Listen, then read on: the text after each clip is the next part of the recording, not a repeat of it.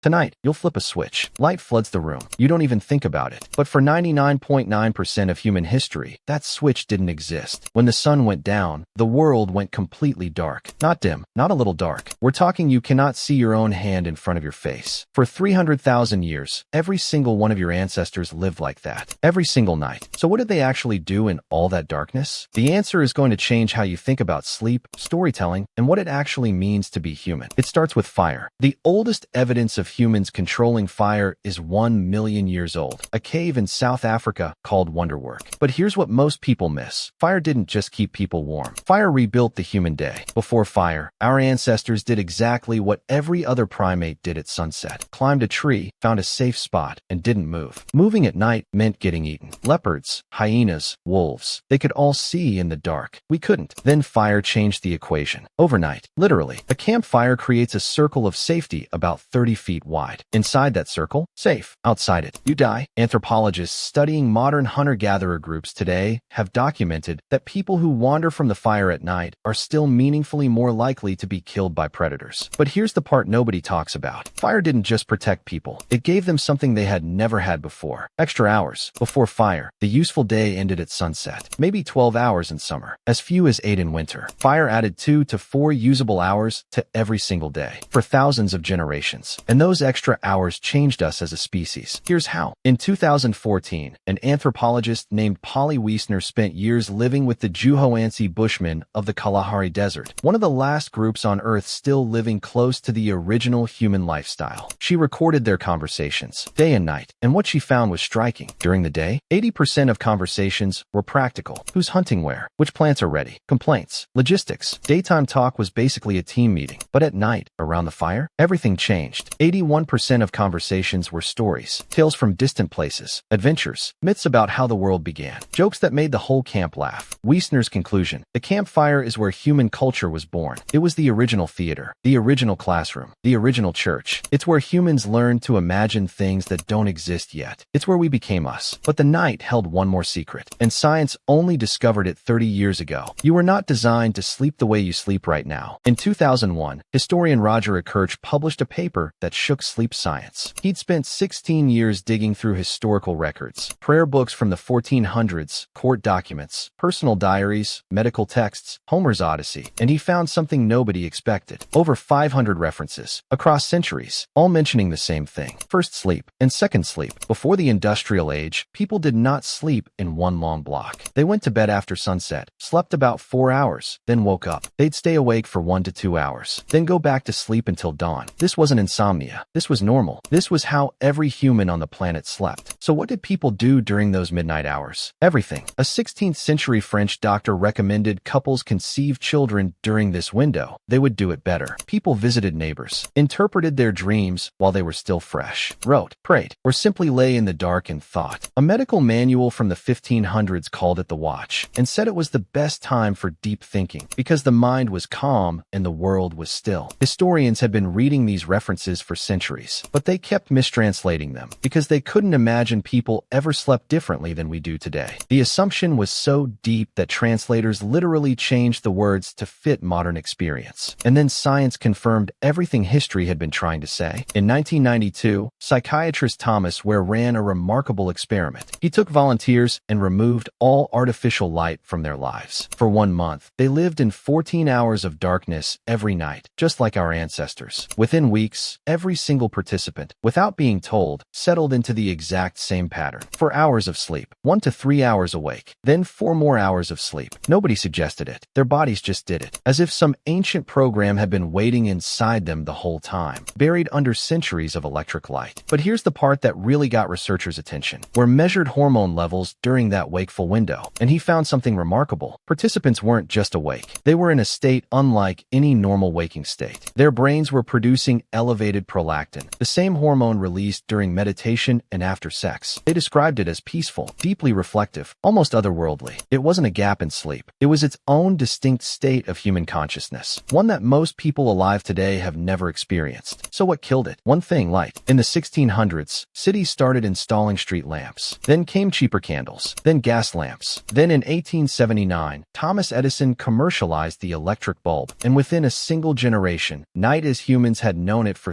300,000 years was gone. Here's a detail I love. The word curfew comes from the French couvre-feu, literally cover fire. In medieval towns, a bell would ring at night telling everyone to extinguish their fires. Because night was supposed to be dark, night was when you were vulnerable. In many medieval European cities, walking outside after dark without a lantern was illegal. Night belonged to criminals and ghosts. And then we conquered it. We flooded it with light. We called it progress. But here's what we actually lost. Modern humans are exposed to artificial light an average of 7 to 8 hours after sunset. That light, especially blue light from screens, tells your brain it's still daytime. Melatonin production shuts down. Sleep gets fragmented. The circadian rhythm that evolved over millions of years gets quietly dismantled every single night. Researchers found that just 1 week of camping with no artificial light resets people's melatonin cycles by nearly 2 hours. Their bodies start responding to actual sunset again. That's all it takes, 7 days, for 300,000 years of programming to come back online. We didn't just change when we sleep. We erased an entire phase of human consciousness. That quiet, reflective state between first and second sleep. The one where subjects described as meditative and deeply peaceful. It doesn't exist anymore for most people. Instead, we have insomnia, and we treat it like a disorder. But what if it isn't? What if waking up at 2 a.m. and lying there in the dark isn't your body breaking? What if it's your body remembering what it was built to do? For 300,000 years, your ancestors spent their nights in a rhythm we're only beginning to understand again. They sat around fires and told stories that built civilization. They slept in 2 phases, with a quiet window of reflection in between. And they lived under a Milky Way so bright it wasn't something you had to drive hours to see. It was just the sky. We traded all of that for a light switch, and most of us never even knew it was gone.